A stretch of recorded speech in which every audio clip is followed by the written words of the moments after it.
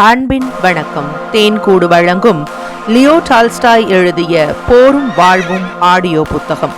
மொழிபெயர்ப்பு TS சொக்கலிங்கம்.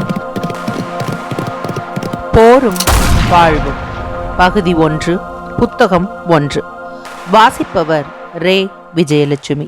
அத்தியாயம் 18. பயங்கர பூதம் டிமிட்ரிவ்னா. கோமகள் ரஸ்டோவ் தனது குமாரிகளுடனும் ஏராளமான விருந்தாளிகளுடனும் வரவேற்பு அறையில் ஏற்கனவே அமர்ந்துவிட்டாள். வந்திருந்த கனவான்களை கோமகன் அழைத்து கொண்டு தம்முடைய படிப்பு அறைக்கு சென்று தாம் சேர்த்து வைத்திருந்த பல ரகமான துருக்கிய சுங்கான்களை அவர்களுக்கு காட்டிக் கொண்டிருந்தார். இடையிடையே வெளியே வந்து, அவள் இன்னும் வரவில்லையா என்று கேட்டார். மரியா டிமிட்ரிவ்னா அக்ராசிமாவா என்பவளை அவர்கள் எதிர்பார்த்து கொண்டிருந்தார்கள். உயர் வட்டாரங்களில் அவளுக்கு பயங்கரமான பூதம் என்று பெயர். செல்வத்தினாலோ அந்தஸ்தினாலோ இல்லாமல் அவளுடைய பகுத்தறிவிற்கும் ஒளிவு மறைவு இல்லாத பேச்சிற்கும் அவள் தனிச்சிறப்புற்று விளங்கினாள். மரியா டிமிட்ரிவ்னா ராஜ குடும்பத்திற்கும் பழக்கமானவள். அதை போலவே மாஸ்கோ, பீட்டர்ஸ்பர்க்கிலும் அவளை எல்லோரும் அறிவார்கள்.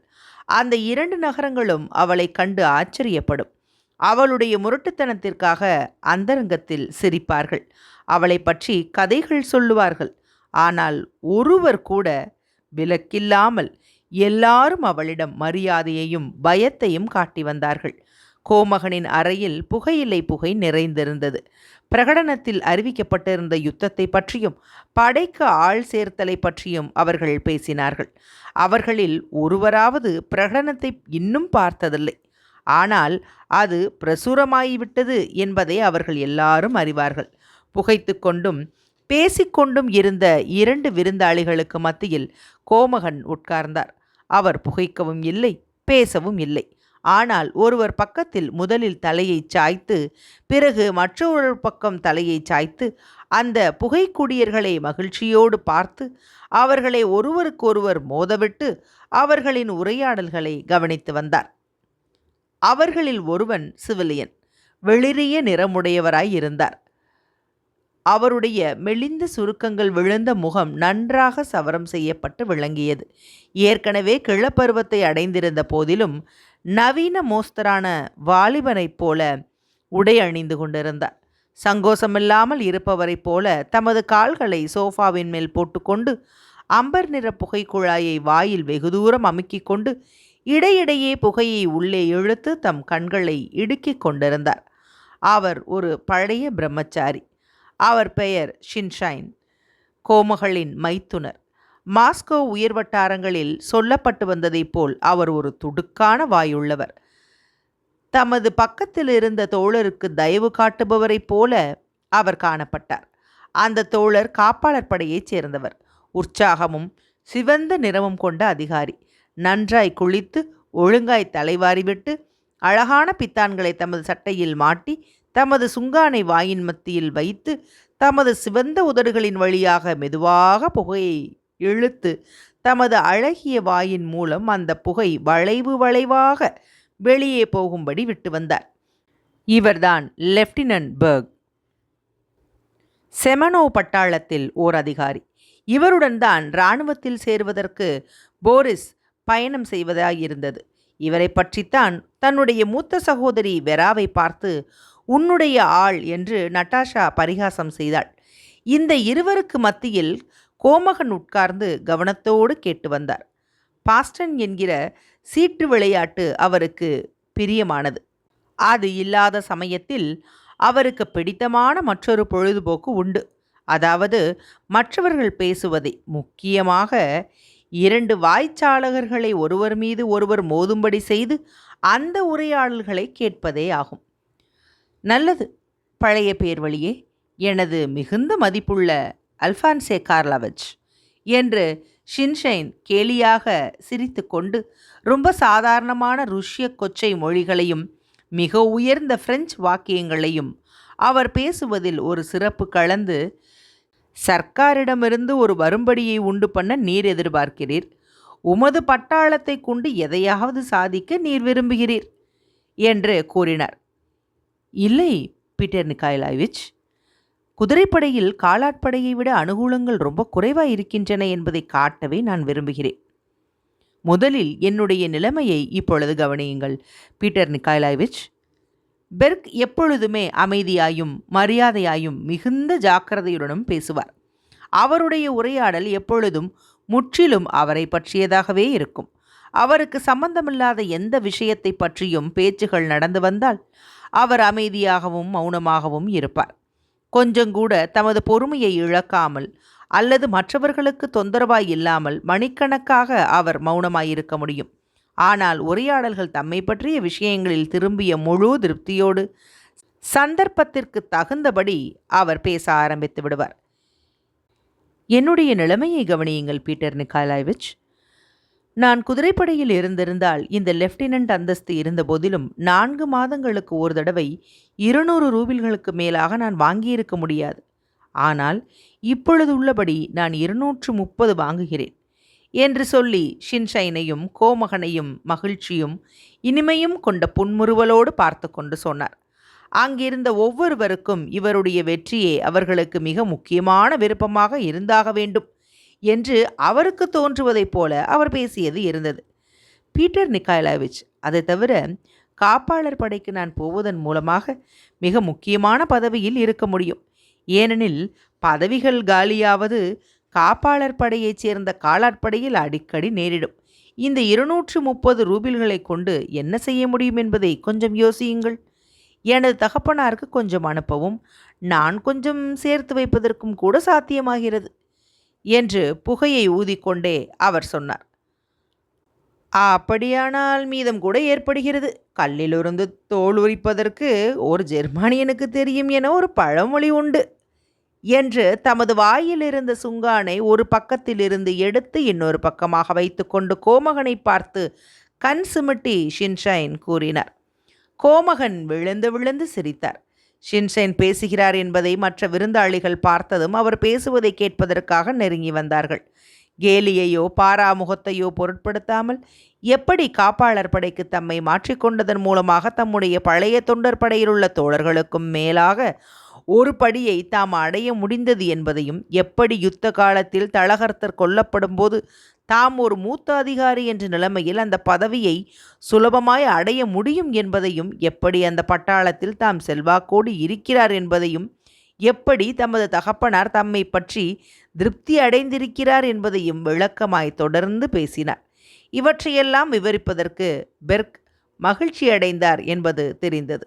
மற்றவர்களுக்கும் தங்களுக்கும் பிடித்தமான விஷயங்கள் இருக்கும் என்பதை பெர்க் கொஞ்சம் கூட யோசித்ததாக தெரியவில்லை. ஆனால் அவர் சொல்லியவையெல்லாம் அழகாய் நிதானமாய் இருந்தன.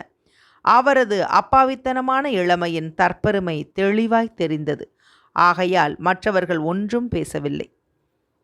நல்லது நல்லது எனது சிறுவனே, காலாட்படையோ குதிரைப்படையோ நீ எங்கு சென்றாலும் சரி சமாளித்துக் கொள்வாய் என்று நான் உனக்கு உறுதி அளிக்க முடியும் என்று ஷின்ஷைன் கூறி அவருடைய தோளில் தட்டி கொடுத்து தமது கால்களை சோஃபாவிலிருந்து கீழே இறக்கினார். பெர்க் மகிழ்ச்சியோடு சிரித்தார். விருந்தாளிகள் பின்தொடர கோமகன் வரவேற்பு அறைக்குள் போனார். ஒரு பெரிய விருந்து ஆரம்பிப்பதற்கு முன்னால் கூடியிருந்த விருந்தாளிகள் ஜகுஸ்கா என்ற பதார்த்தத்தை எதிர்பார்க்கிற நேரம் வந்தது. இங்கு ஜகுஸ்கா என்பது விருந்திற்கு முன் பசியை கிளப்புவதற்காக உண்ணக்கூடிய ஒரு பதார்த்தம் அப்படின்னு ஒரு குறிப்பு கொடுத்துருக்குறாங்க. அச்சமயம் நீண்ட உரையாடல்களில் இறங்காமல் அங்கும் இங்கும் நடமாடி ஒருவருக்கொருவர் பேசி உணவை பற்றி அவ்வளவாக கவலைப்படாதவர்கள் போல காட்டிக்கொள்வார்கள்.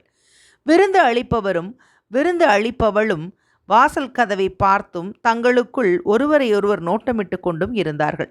இந்த நோட்டங்களை கொண்டு யாரை அல்லது எதை அவர்கள் எதிர்பார்க்கிறார்கள்?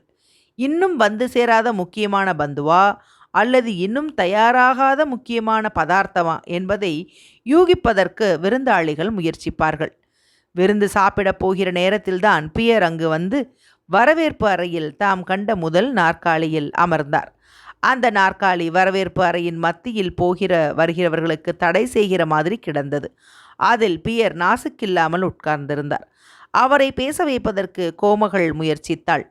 ஆனால் அவர் தமது கண்ணாடியின் வழியாக யாரையோ தேடுவது போல சுற்றிலும் பார்த்து கொண்டு அவளுடைய கேள்விகளுக்கு ஒற்றை வார்த்தையில் பதிலளித்தார். போகிற வருகிற வழியில் அவர் உட்கார்ந்திருந்த உண்மையை அவர் ஒருவர்தான் கண்டுகொள்ளவில்லை. கரடியை பற்றிய அவரது திருவிளையாடல்களை அறிந்திருந்த விருந்தாளிகளில் பலர் ஆச்சரியத்தோடு இந்த பெரிய கனத்த அமைதியான மனிதரை பார்த்து, இந்த நாசூக்கில்லாத நாணமுள்ள பேர்வழி எப்படி அந்த பரிகாசமான செயலை போலீஸ்காரன் மீது செய்திருக்க முடியும் என்று வியப்படைந்தார்கள். இப்பொழுதுதான் வந்தீரோ என்று கோமகள் கேட்டாள். ஆமம்மா என்று அவர் பதிலளித்து தம்மை சுற்றிலும் பார்த்தார். எனது கணவரை நீர் இன்னும் பார்க்கவில்லையா? இல்லையம்மா என்று பொருத்தமில்லாமல் சிரித்தார். சமீபத்தில் நீர் பாரிஸில் இருந்தீர் என்று நினைக்கிறேன். அது மிகுந்த சுவாரஸ்யமுள்ளதாய் இருக்கிறதென்று எண்ணுகிறேன். ரொம்ப சுவாரஸ்யம் உள்ளது. கோமகளும் ஆனா மிக்காயிலாவ்னாவும் ஒருவருக்கொருவர் நோட்டமிட்டார்கள். ஆனா மிக்காயிலாவ்னா இந்த இளைஞரிடம் தம்மை பேசிக்கொண்டிருக்கும்படி கோமகள் விரும்புகிறாள் என்பதை அறிந்து கொண்டாள். அவர் பக்கத்தில் வந்து உட்கார்ந்து அவர் தகப்பனாரை பற்றி பேச ஆரம்பித்தாள். ஆனால் அவர் சொல்லிய பதிலெல்லாம் கோமகளுக்கு சொல்லியதைப் போலவே ஒற்றை வார்த்தைகளாகவே இருந்தன. மற்ற விருந்தாளிகள் ஒருவருக்கொருவர் பேசிக்கொண்டிருந்தார்கள். ரஜமோஸ்கீஸ், அது மனோரம்யமாய் இருந்தது. நீர் ரொம்ப அன்புள்ளவர். கோமகள், அப்ராக்சினா, இம்மாதிரி பல பக்கங்களிலிருந்தும் ஒலித்தன. கோமகள் எழுந்து நடன அறைக்குள் போனாள். மரியா டிமிட்ரிவ்னா என்ற அவளுடைய குரல் அங்கிருந்து கேட்டது. அவளேதான் என்று முரட்டுக்குரலில் பதில் வந்தது. மரியா டிமிட்ரிவ்னா அறைக்குள் நுழைந்தாள். எல்லா கன்னிகளும் திருமணமானவர்களும் கூட மிகுந்த வயதானவர்களைத் தவிர எல்லோரும் எழுந்து நின்றார்கள். மரியா டிமிட்ரிவ்னா வாசலில் தயங்கினாள். உயரமாகவும் பருமனாகவும் இருந்தாள்.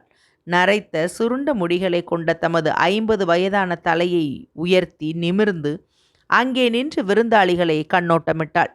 சாவகாசமாக தனது அகன்ற கைச்சட்டையை மேலே சுருட்டுவது போல ஒழுங்கு செய்தாள். மரியா டிமிட்ரிவ்னா எப்பொழுதும் ருஷ்ய மொழியிலேயே பேசுவாள். என்று யாருடைய பெயர் தினத்தை நாம் கொண்டாடுகிறோமோ அவளுக்கும் அவள் குழந்தைகளுக்கும் ஆரோக்கியமும் சந்தோஷமும் ஏற்படுவதாக என்று முழு தொண்டையில் உரத்த குரலில் மற்றவர்களின் பேச்சையெல்லாம் அமுக்கிய விதத்தில் அவள் பேசினாள். நல்லது பழம் பெருச்சாலியே என்று தமது கையை முத்தமிட்ட கோமகனை பார்த்து சொன்னாள். மாஸ்கோவில் உமக்கு நேரம் போகிறதே கஷ்டமாயிருக்கிறது என்று நான் சொல்ல முடியும். உமது நாய்களை கொண்டு வேட்டையாடுவதற்கு ஒரு இடமும் இல்லை. ஆனால் என்ன செய்வது பழைய ஆசாமியே, இந்த குஞ்சுகளெல்லாம் எப்படி வளர்ந்து வருகின்றன என்பதை பாரும் என்று பெண்களை சுட்டி காட்டினாள். உமக்கு பிரியம் இருக்கிறதோ இல்லையோ, அவர்களுக்கெல்லாம் நீர் கணவன்களை பார்த்தாக வேண்டும். நல்லது, எங்கே என் கோசாக் என்றாள். மரியா டிமிட்ரிவ்னா எப்பொழுதும் நட்டாஷாவை கோசாக் என்றே அழைப்பாள். நட்டாஷா குஷியோடும் பயமின்றியும் அவள் பக்கத்தில் வந்து அவள் கையை முத்தமிட்டபோது அவள் கையை தட்டி கொடுத்தாள். அவள் ஒரு போக்கிரி என்பது எனக்கு தெரியும். என்றாலும் அவள் மீது எனக்கு பிரியமுண்டு. தனது பெரிய அழகிய பையிலிருந்து பேரிக்காய் உருவத்தில் அமையப்பட்டிருந்த ஒரு ஜோடி சிகப்புக்கல் காதணிகளை எடுத்தாள்.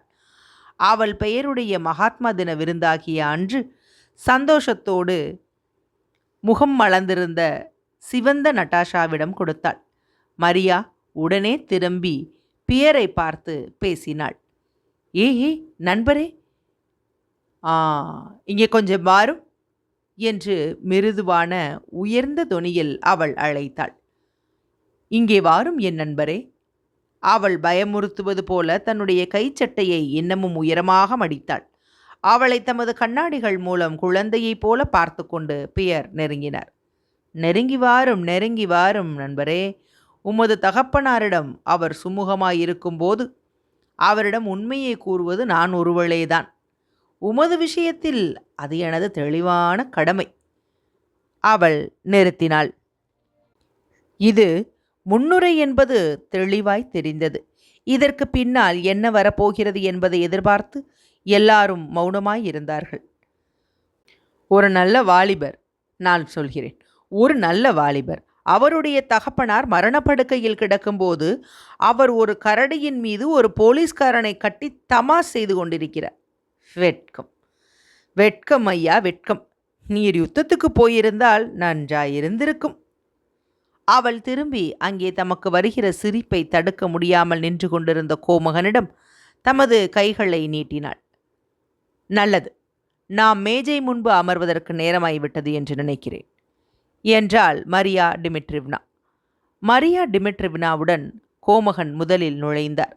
குதிரைப்படை கர்னலின் கையில் சாய்ந்து கொண்டு கோமகள் பின்னால் போனாள். அவருடன் தான் இராணுவத்திற்கு நிக்கலஸ் போக வேண்டும். அதனால் அவர்களுக்கு அவர் முக்கியமானவராய் தோன்றினார். பின்னால் ஆனா மிகாய்லாவ்னா ஷின்ஷைனுடன் நுழைந்தாள். வெராவுக்கு பெர்க் தமது கையை கொடுத்தார். புன்னகை பூத்த ஜூலி குராக்கின் நிக்காலஸுடன் போனாள். அவர்களுக்கு பின்னால் மற்ற ஜோடிகள் பின்தொடர்ந்து விருந்து மண்டபம் முழுவதையும் நிறைத்தார்கள். கடைசியாக குழந்தைகளும் வாத்தியார்களும் வாத்திச்சிகளும் தனி வரிசையில் பின்தொடர்ந்தார்கள். சேவகர்கள் இங்கும் அங்கும் போக ஆரம்பித்தார்கள். நாற்காலிகள் சத்தமிட்டன. கேலரியில் பேண்ட் வாத்தியம் ஆரம்பித்தது. விருந்தாளிகள் தங்கள் இடங்களில் அமர்ந்தார்கள். அப்புறம் உண்ணும் போதும் உபயோகிக்கும் கத்திகள் கரண்டிகளின் சப்தங்களும் விருந்தாளிகளின் பேச்சுக்குரல்களும் சேவகர்களின் மெதுவான காலடி ஓசைகளும் சேர்ந்து கோமகனின் வேண்டுவாத்திய சத்தத்தை அமுக்கிவிட்டன. மேஜையின் ஒரு பக்கத்தில் மரியா டிமிட்ரிவ்னாவை தமது வலப்பக்கமும் ஆனா மிகாய்லாவ்னாவை தமது இடப்பக்கமும் வைத்து கோமகள் அமர்ந்தாள். மற்ற சீமாட்டிகள் கீழே தள்ளி இருந்தார்கள். மற்றொரு பக்கத்தில் குதிரைப்படை கர்னலை தமது இடப்பக்கமும் ஷின்ஷைனையும் மற்ற ஆண் விருந்தாளிகளையும் வலப்பக்கமும் வைத்து கோமகன் அமர்ந்தார். அந்த நீளமான மேஜையின் மத்தியில் ஒரு பக்கத்தில் வயது வந்த இளைஞர்கள் அமர்ந்திருந்தார்கள். பெர்க் பக்கத்தில் பெராவும் பியர் பக்கத்தில் போரிஸும் மற்றொரு பக்கத்தில் குழந்தைகளும் வாத்தியார்களும் வாத்திச்சிகளும் அமர்ந்திருந்தார்கள். கண்ணாடி ஒயின் ஜாடிகள் பழத்தட்டுகள் இவைகளுக்கு பின்னால் இருந்த கோமகன் தமது மனைவியையும் அவளுடைய உயரமான தொப்பியையும் அதில் உள்ள இள நீல நிற ரிப்பன்களையும் அடிக்கடி நோட்டமிட்டு கொண்டிருந்தார். தமது பக்கத்தில் உள்ளவர்களின் கோப்பைகளை நிரப்புவதில் சுறுசுறுப்பாய் இருந்தார். தமது கோப்பையை அவர் மறந்துவிடவில்லை. கோமகள் விருந்தளிப்பவள் என்ற முறையில் தமது கடமைகளை மறக்கவில்லை. அதோடு தனக்கு முன்னால் இருந்த அன்னாசி பழ குவியல்களின் வழியாக தனது கணவரை அர்த்தபுஷ்டியோடு அடிக்கடி நோட்டமிட்டாள்.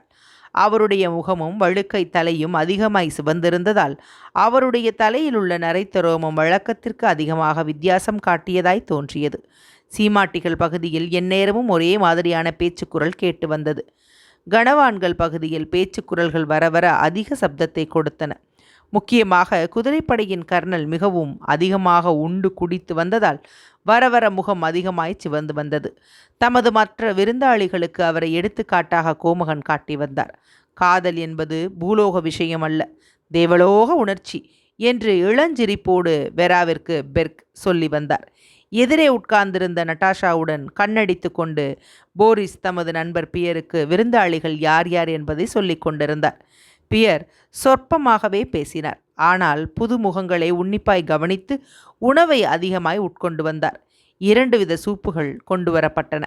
ஆனால் ஆமை சூப்பையும் கார பதார்த்தத்தையும் அவர் எடுத்துக்கொண்டார். பின்னால் எந்த பதார்த்த வகைகளையும் எந்த ஒயினையும் விட்டுவிடாமல் உண்டு வந்தார். அடுத்தவரின் தோளுக்கு பின்னால் மறைந்து கொண்டு நின்ற பட்லர் துணியால் சுற்றிய புட்டியை ஆச்சரியமாய் விருந்தாளிக்கு முன்னால் நீட்டி அதன் பெயர்களை மடீரா, ஹங்கேரியன், ரைன் வைன் என்று சொல்லி வந்தான். தமது தட்டுக்கு முன்னால் கோமகனின் முன்னெழுத்துக்கள் செதுக்கப்பட்ட 4 பளிங்கு கோப்பைகள் இருந்தன. அவற்றில் கையில் அகப்பட்ட ஒன்றை எடுத்து நீட்டி ஒயினை வாங்கி தமது மனம் திருப்தி அடையும் வரை பியர் குடித்து வந்தார். வர வர அதிகமான சுமூகத்தோடு மற்ற விருந்தாளிகளை நோக்கி அவர் வந்தார். 13 வயது பெண்கள் தாங்கள் காதலிக்கும் பையன் தங்களை அப்பொழுதுதான் முதலாக முத்தமிட்டிருந்தால் எப்படி பார்ப்பார்களோ அந்த மாதிரி எதிரே உட்கார்ந்திருந்த நட்டாஷா போரிஸை பார்த்து கொண்டிருந்தாள். சில வேளைகளில் அதே மாதிரி பார்வை பியர் மீதும் விழுந்தது. அந்த வேடிக்கையான உயிர் துடிப்புள்ள சிறிய பெண்ணின் பார்வை அவரை காரணம் அறியாமல் சிரிக்கும்படி செய்தது. சோனியாவுக்கு சிறிது தூரத்தில் ஜூலி குராக்கின் பக்கத்தில் நிக்கலஸ் அமர்ந்திருந்தார். அவளோடு மீண்டும் தம்மை அறியாத புன்னகையோடு பேசிக்கொண்டிருந்தார். சோனியா பொதுவாக புன்சிரிப்பு காட்டினாலும் பொறாமையால் துன்புறுவது தெரிந்தது. ஒரு சமயம் அவள் வெளிரி போவாள். ஒரு சமயம் அவள் நாணமடைந்து முகம் சிவப்பாள். நிக்கலஸும் ஜூலியும் ஒருவருக்கொருவர் என்ன பேசிக் கொள்ளுகிறார்கள் என்பதை அறிய மிகுந்த உன்னிப்பாய் கவனிப்பாள். குழந்தைகளை யாராவது சிறிது அவமதித்தாலும் உடனே அதை எதிர்ப்பதற்கு தயாராய் இருப்பது போல பாத்திச்சி சுற்றிலும் பார்த்து கொண்டிருந்தாள்.